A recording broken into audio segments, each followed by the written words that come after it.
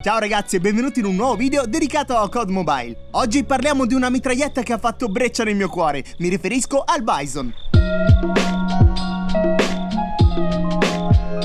Finalmente, dopo diverse aggiunte su cui possiamo sorvolare, arriva un'arma semplice nel suo utilizzo, forte ma che al contempo non è così sbroccata da poter supporre un suo nerf nella prossima season. Magari arriverà visto che presenta alcune caratteristiche fuori categoria, ma non perdiamoci in chiacchiere e vediamo subito la sua scheda tecnica. Il Bison ha una cadenza di 650 colpi al minuto, non è sicuramente la più elevata, ma armi con un raggio di fuoco simile presentano una buona precisione e dispersione. La nostra mitraglietta infatti non è da meno, per quanto la cadenza non sia altissima, riusciamo a gestire molto bene il rinculo delle raffiche e i proiettili deviano poco dalla traiettoria. Anche per quanto riguarda il danno in relazione alla portata non si distacca da altre armi con un ratio di fuoco simile. Time to kill del genere li troviamo infatti su armi come il BK, il KN o, per rimanere nella categoria, il Razorback e l'HG40. Il suo hitbox è il classico, con la riduzione alle gambe e l'aumento del danno alla testa. Tramite l'accessorio munizione di grosso calibro A possiamo annullare la riduzione alle gambe, questo però sacrificando il 20% della nostra portata e la penetrazione del proiettile. Finora il Bison non ci ha mostrato nulla di particolare, difatti se guardiamo solo questi dati non ci sono ragioni per cui preferirla ad altre armi sopracitate. Parlavamo però dei caricatori,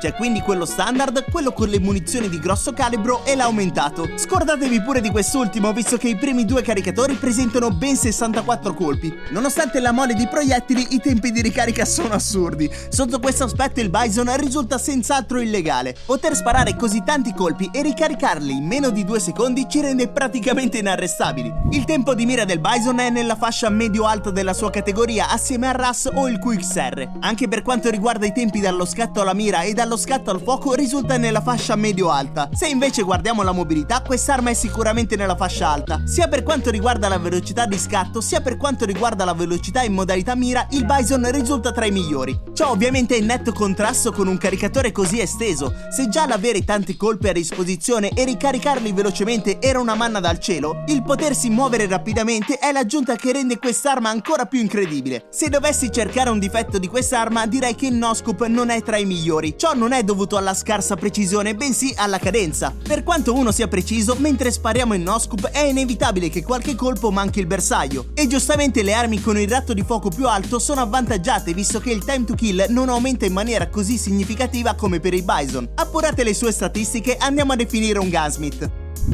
Personalmente mi sento di consigliarvi il caricatore con le munizioni di grosso calibro. Per quanto sembri banale, eliminare la riduzione del danno alle gambe in realtà in molte occasioni fa la differenza. Ovviamente non può mancare il laser OVC tattico, utile soprattutto per compensare i difetti del calcio rimosso. Quest'ultimo tra l'altro è un accessorio che, visto il suo aumento alla velocità e la riduzione al tempo di mira, risulta incredibilmente efficace. Tramite la canna leggera allungata MIP riusciamo ad annullare la riduzione della portata dovuta al caricatore e con l'aggiunta del silenziatore monoblocco possiamo aumentarla di un ulteriore 25% silenziando la nostra mitraglietta. Finito il Gunsmith, come potete vedere il danno e la cadenza non vengono modificati, la portata invece subisce un bello aumento. Vi segnalo giusto che nella seconda fascia con un solo colpo alla testa riusciamo a killare in 4 colpi. Oltre i 38 metri invece subiamo una grossa riduzione del danno, anche se queste distanze ci interessano ben poco. Come accennavo, il time to kill non viene modificato dal Gunsmith e anche prima non eccelle rispetto ad altri, ed è proprio questa la ragione per cui mi piace davvero tanto il Bison. Mentre altre armi fanno di un time to kill ridicolmente basso il loro punto di forza, il Bison invece risulta efficace per tutte quelle altre caratteristiche che ruotano attorno all'abilità del giocatore. Il potersi muovere velocemente, il caricatore capiente e la precisione dell'arma sono tutte caratteristiche che un giocatore inesperto non riesce a sfruttare a pieno. Quindi per tutti i player che vogliono imparare a giocare bene, posate quel QQ9, mettete da parte il Man-O-War e prendete il Bison. Imparate quindi a combattere con un'arma dal time to kill normale, per carità buono, ma non così assurdo da rendervi incapaci di usare qualsiasi altra arma. E bene ragazzi, anche per questo video è tutto.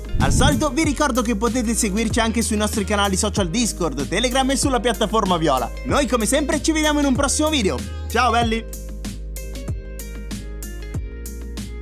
E poi mi spiegate perché qualcuno lo chiama PP19, ma usate Bison che è bellissimo come nome.